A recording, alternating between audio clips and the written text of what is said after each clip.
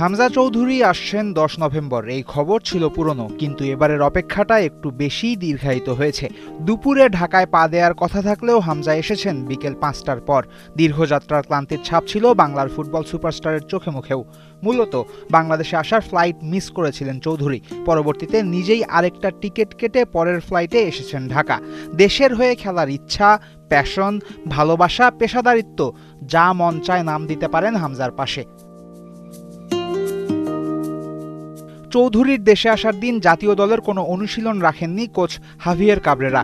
বিজ্ঞাপন মার্কেটের বর্তমান হটকেক 11 নভেম্বর সকালে দেশের একটা শীর্ষ মোবাইল কোম্পানির ব্র্যান্ড অ্যাম্বাসেডর হিসেবে যুক্ত হবেন বাংলাদেশের নম্বর 8। একই দিন বিকেলে কিংস এরেনায় জাতীয় দলের অনুশীলনে যোগ দিতে পারেন তিনি।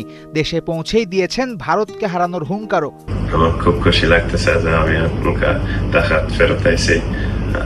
বড় গেম হইব ইন্ডিয়ার সঙ্গে ইনশাল্লাহ। আর অবভিয়াসলি আসার আগে ওয়ার্ম আপ গেম হইব নেপালের সঙ্গে।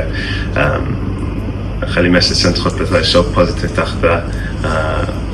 অবভিয়াসলি আমরা লাস্ট রেজাল্ট আমরা জিততাম ফার্স্ট দিন, বাট আমরা খুব প্রোগ্রেস দেখাইছি সবরা। আর ইনশাল্লাহ ইন্ডিয়ার সঙ্গে আমরা জিতবো।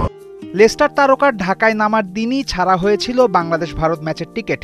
মাত্র 6 মিনিটে বিক্রি হয়ে গেছে সাধারণ গ্যালারি। 6 মিনিটেই কি করে 20,000 টিকিট শেষ হতে পারে? এই প্রশ্ন সামনে রেখে টিকিট বিক্রি প্ল্যাটফর্মের সামাজিক যোগাযোগ মাধ্যমে দর্শকদের প্রতিবাদ করতে দেখা গেছে। অনেকেই এখানে দুর্নীতির গন্ধও পাচ্ছে। কিন্তু 10 মিনিটেই শেষ হবে এই ম্যাচের টিকিট, তেমনটা আগেই অনুমান করেছিলেন দায়িত্বপ্রাপ্তরা। হয়তো বা ইন্ডিয়ার সময় টিকিট 10 মিনিটেই চলে যাবে, এরকম আমাদের এক্সপেকটেশন।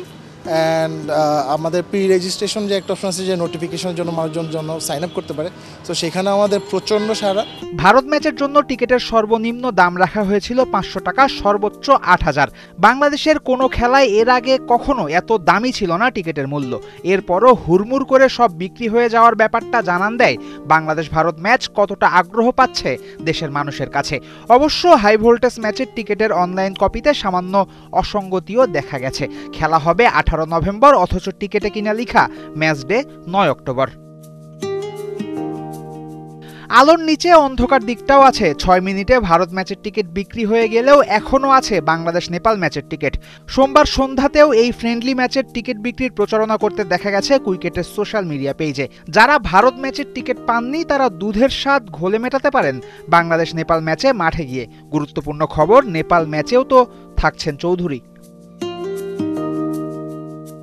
ফয়সাল হাবিব, 71।